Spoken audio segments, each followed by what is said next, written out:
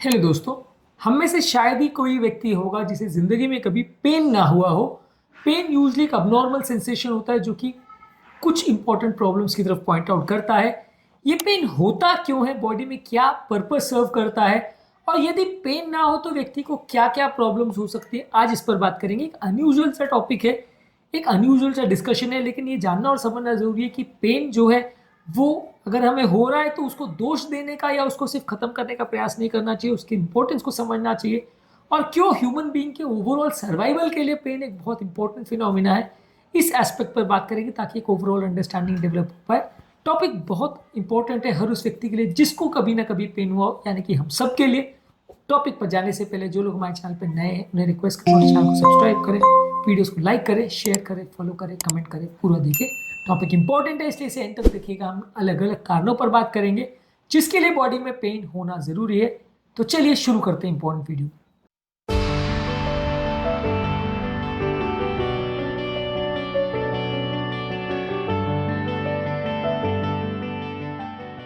सबसे पहला, किसी भी कोशिका में अगर कुछ डैमेज हो रहा है तो ब्रेन का उस तरफ ध्यान आकर्षित करने के लिए पेन होता है। मान लीजिए किसी को हार्ट अटैक आया, किसी को ब्रेन स्ट्रोक आया, किसी हाथ पांव की नली कट गई है, फट गई है, डैमेज हो गया, क्लॉट हो गया, कैसे बॉडी को पता चलेगा कि वहां पे कुछ प्रॉब्लम है? तो पेन वो तरीका होता है जिससे ब्रेन का ध्यान डाइवर्ट होता है उस तरफ कि वहां कुछ प्रॉब्लम है, और जितना ज्यादा सीवियर पेन होता है उतना जल्दी हमारा ध्यान डाइवर्ट होता है और हम उस तरफ फोकस कर पाते हैं कि पेन क्या प्रॉब्लम है वहां पे पॉइंट आउट करने के लिए। अगर पेन माइल्ड है तो मान के चलेंगे प्रॉब्लम छोटा है, अगर पेन सीवियर है तो हम मान के चलेंगे कि प्रॉब्लम ज्यादा बड़ा है। अगर पेन किसी हाथ में एसोसिएटेड है या पाँव में है तो हम मान के चलेंगे कि उस हाथ या उस पाँव में प्रॉब्लम है, तो हम उसकी ज्यादा जांच करेंगे। तो प्रॉब्लम को लोकलाइज करने के लिए, ब्रेन का ध्यान आकर्षित करने के लिए, और कितनी सीवियर प्रॉब्लम है ये सारी चीजें बताने के लिए पेन का इंपॉर्टेंस है। बेसिकली ये एक इंपॉर्टेंट प्रोटेक्टिव मैकेनिज्म है जिसके बगैर ह्यूमन व्यक्ति का सर्वाइवल ही मुश्किल हो जाएगा। क्योंकि मान लीजिए अगर आपको हार्ट अटैक है और आपको पता ही नहीं चलता है, पेनलेस हार्ट अटैक होता है, तो कई घंटे या कई बार कई दिन लेट हो जाएगा आपका ट्रीटमेंट, और जब तक हार्ट फेल नहीं होगा आपको पता ही नहीं चलेगा, या जब तक कोई और दूसरा सिम्टम आपका उसकी तरफ ध्यान डाइवर्ट नहीं करेगा कि यहाँ पे प्रॉब्लम है, तब तक आप ध्यान ही नहीं दोगे और इग्नोर कर दोगे और प्रॉब्लम बढ़ जाएगी। मान लीजिए हाथ या पाँव की नली में क्लॉट हो गया, जब तक वो काला नहीं पड़ जाएगा, अगर पेन नहीं होगा तो आपको पता ही नहीं चलेगा कि हाथ पाँव में कुछ प्रॉब्लम हो गई, और जब तक काला पड़ जाएगा तब वो हाथ पांव सड़ चुका होगा, आप कुछ कर भी नहीं पाओगे। तो ह्यूमन बीइंग के ओवरऑल सर्वाइवल के लिए पेन का होना बहुत जरूरी है, क्योंकि ये बहुत बड़ी प्रॉब्लम्स की तरफ हमारा ध्यान डाइवर्ट करता है। जितना ज्यादा सीवियर प्रॉब्लम उतना ज्यादा इमरजेंसी ट्रीटमेंट होता है। हालांकि हर केस में ऐसा हो जरूरी नहीं है, लेकिन ये काफी इंपॉर्टेंट डायरेक्टिव है अपने प्रॉब्लम्स की तरफ। इसके अलावा पेन हमारा ओवरऑल हीलिंग को भी प्रमोट करता है।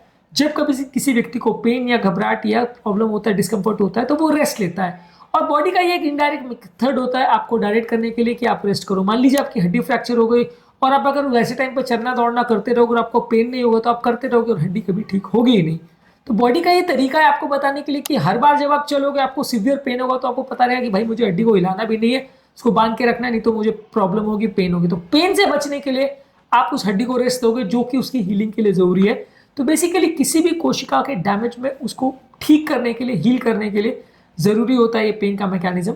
मान लीजिए किसी का हार्ट का ब्लड सप्लाई कॉम्प्रोमाइज हो रहा है और वैसा व्यक्ति दौड़ रहा है, भाग रहा है और हार्ट का ब्लड कम मिल रहा है, तो डैमेज होने का चांस बढ़ जाता है। तो वहां पे वो पेन की सिवियरिटी आपको इंडिकेट करती है कि ब्लड सप्लाई कॉम्प्रोमाइज है और आपको ध्यान देना पड़ेगा ताकि हार्ट को जितनी ब्लड की रिक्वायरमेंट है वो मिल सके और बहुत ज्यादा डिमांड ना बढ़ा दो अननेसेसरी एक्सरसाइज करके। इसके अलावा आपके बॉडी में कुछ अवॉइडेंस बिहेवियर्स भी डेवलप हो जाते हैं। यदि किसी व्यक्ति को सीवियर पेन होगा तो आप उस पर्टिकुलर चीज को अवॉइड करोगे कि भाई ये करने से मुझे पेन होता है, मुझे चलने से पेन होता है, दौड़ने से पेन होता है, उठने से पेन होता है, बैठने से पेन होता है।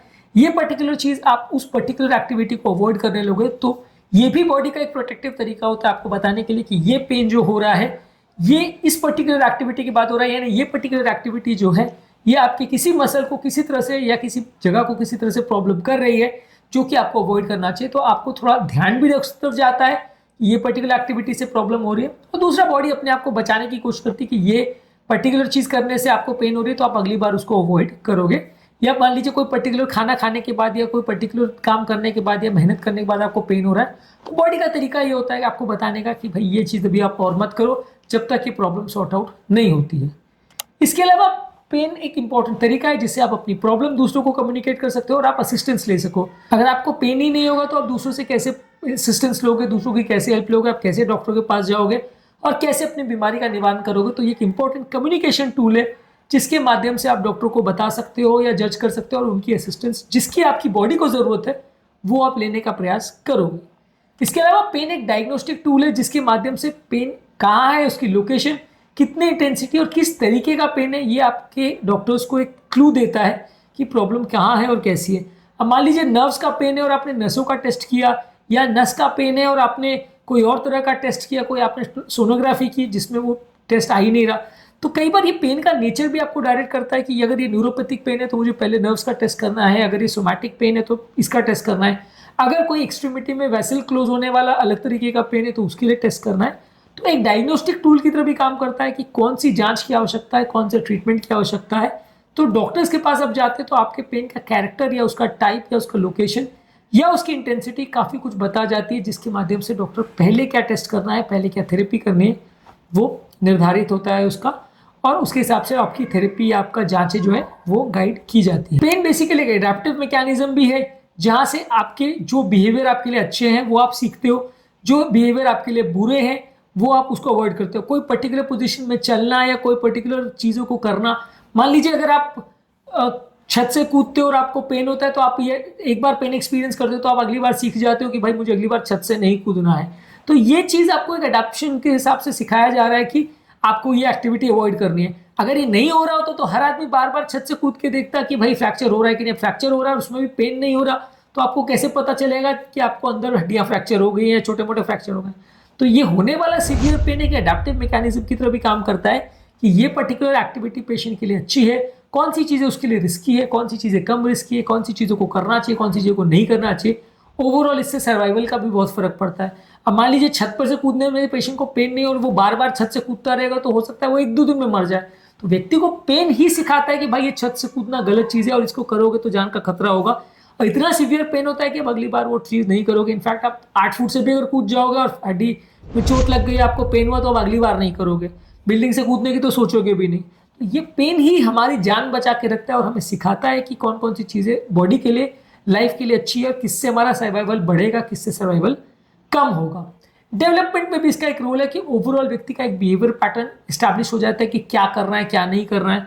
अब अगर एक्सीडेंट होने के बाद या रैश ड्राइविंग करने के बाद आपको पेन होगा, तब आप जानोगे कि भाई ये मुझे दोबारा नहीं करना है। मान लीजिए एक्सीडेंट के बाद पेन ही नहीं होगा तो आप बार बार एक्सीडेंट करोगे। तो ओवरऑल क्या करना है, कैसे करना है, किस तरह से चीज़ों को मैनेज करना है, ये सब कुछ हमें सिखाता है। हमारा सर्वाइवल का मैकेनिज्म है, हमारा डेवलपमेंट का मैकेनिज्म एक एडेप्टिव टूल है, और इसके अलावा ये हमें होम्योस्टैसिस का मैकेनिज्म भी बताता है। मान लीजिए अगर शरीर में पानी की कमी है तो आपको हेडेक होगा, तो ये एक इनडायरेक्ट तरीका है बताने का बॉडी को कि आपको पानी की कमी है। मान लीजिए अगर आपको बॉडी में अगर ग्लूकोज की कमी है तो आपका ब्लड शुगर लेवल कम होगा, आपको चक्कर, कमजोरी आएगी। तो ये एक इनडायरेक्ट बॉडी का तरीका है बताने के लिए कि आपको खाना खाने की जरूरत है, आपको बॉडी को खुराक की जरूरत है।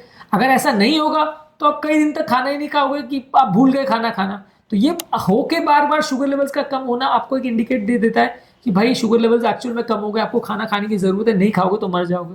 तो ये चीज़ जो है बेसिकली बॉडी का एक प्रोटेक्टिव मैकेनिज्म होता है जो आपके इंटरनल होम्योस्टैसिस के बारे में बताता है। सिर्फ आपके बिहेवियर को कंट्रोल नहीं करता है, आपके ओवरऑल इंटरनल होम्योस्टैसिस की क्या सही चल रहा है, क्या गलत चल रहा है, क्या चीज़ की बॉडी को अब जरूरत है। अभी पानी की ज़रूरत है तो प्यास लगेगी, अभी खाने की ज़रूरत है तो भूख लगेगी, अभी यूरिन बहुत बढ़ गया है तो पेशाब लगेगी।